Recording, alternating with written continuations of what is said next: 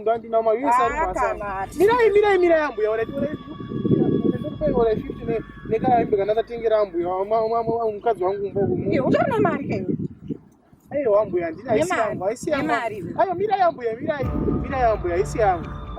Aisi yako sema ufamba na bag risiri rako ungafamba nemari risiri yako manje murume mkuru angata sei ndozvaita tuwechere mukunda mangu manje sorry yangu munazati makuseni muno mungachi kufamba muno ndikuni mundu wangu watokanganiswa nevanhu izvo ndiwe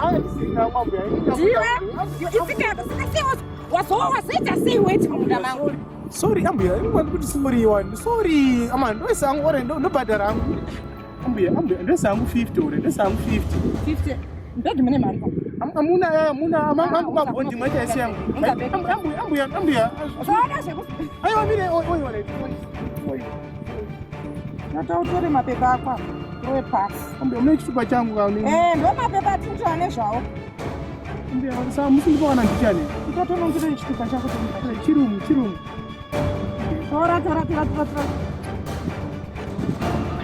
ambuya chimpiwa ndichane anaye ndichane shamwari simumaurora pasi aiwa kusunga kusuzoita saka ibve pano endenda musacheuke nekuti mukacheka zvinodhaka musacheuke